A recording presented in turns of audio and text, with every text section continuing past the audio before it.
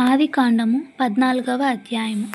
సినారు రాజైన అమ్రాపేలు, ఎల్లాసరు రాజైన అర్యోకు, ఏలాము రాజైన కదర్లాయోమోరు, గోయీయుల రాజైన తిదాలు అనువారి దినములలో వారు సొదొమ రాజైన బేరాతోను, గొమొర్రా రాజైన బిర్షాతోను, ఆద్మా రాజైన సినాబుతోను, సెబోయీయుల రాజైన సెబెరుతోను, సోయరను బెల రాజుతోను యుద్ధము చేసిరి.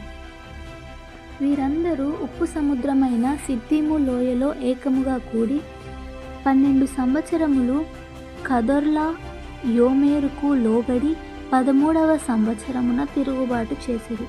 14వ సంవత్సరమున కదొర్లా యోమోరును అతనితో కూడానున్న రాజులను వచ్చి అస్తారోత్ కర్నాయిములో రెఫాయీయులను, హాములో జూజీయులను, షావే కిర్యతాయిము మైదానములో ఏమీయులను కొట్టిరి.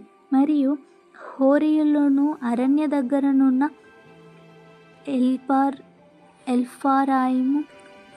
ఎల్పారాను దగ్గర తరిమి శేయీరు పర్వత ప్రదేశముల్లో వారిని కొట్టిన తరువాత తిరిగి కాదేషును ఎన్మిష్పాతుకు వచ్చి అమాలేకీయుల దేశమంతటిని, హసాసోన్ తామారులో కాపురమున్న అమోరీయులను కూడా కొట్టిరి.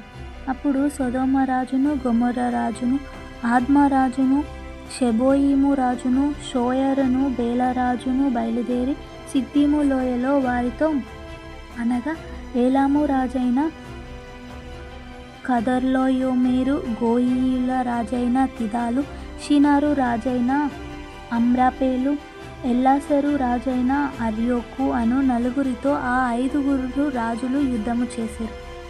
ఆ సిద్దీము లోయలో విస్తారమైన మట్టికీలు గుంటలు ఉండెను. సొదొమ గొమొర్రా రాజులు పారిపోయి వాటిలో పడిరి. శేషించిన వారు కొండకు పారిపోయిరి. అప్పుడు వారు సొదొమ గొమొర్రాల ఆస్తి యావత్తును, వారి భోజన పదార్థములన్నీయు పట్టుకొని పోయిరి. మరియు అబ్రాము సహోదరుని కుమారుడైన లోతు సొదొమలో కాపురముండెను గనుక అతనిని అతని ఆస్తిని పట్టుకొని పోగా, తప్పించుకొనిన ఒకడు వచ్చి హెబ్రీయుడైన అబ్రామునకు ఆ సంగతి తెలిపెను. అప్పుడతడు ఎష్కోలు సహోదరుడును ఆనేరు సహోదరుడునైన మమ్రే అను అమోరీయుని ఏలోను వనములో కాపురముండెను. వీరు అబ్రాముతో నిబంధన చేసుకొనినవారు. అబ్రాము తన తమ్ముడు చెరపట్టబడెనని విని తన ఇంట పుట్టి అలవరచబడిన 312 మండుగురిని వెంటబెట్టుకొని దాను మట్టుకు ఆ రాజులను తరిమెను.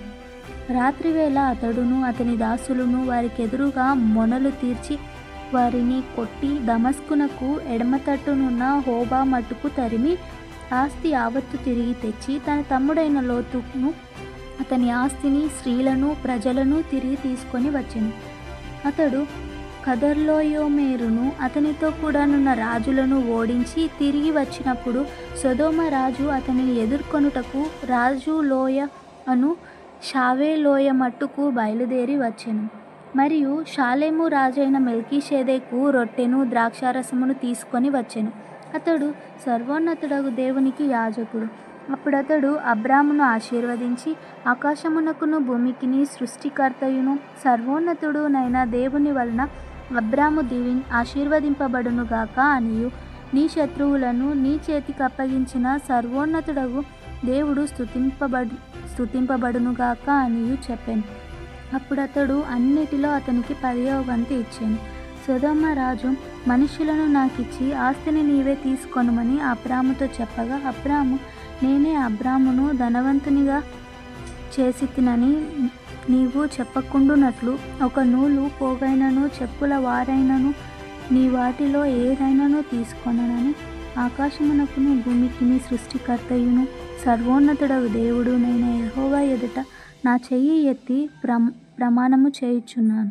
అయితే ఈ పడుచువారు భుజించినది తప్ప నాతో కూడా వచ్చిన ఆనేరు, ఎష్కోలు, మమ్రే అను వారికి ఏ ఏ భాగములు రావలెనో ఆయా భాగములు మాత్రము వారిని తీసుకొని మని సొదొమ రాజుతో చెప్పెను.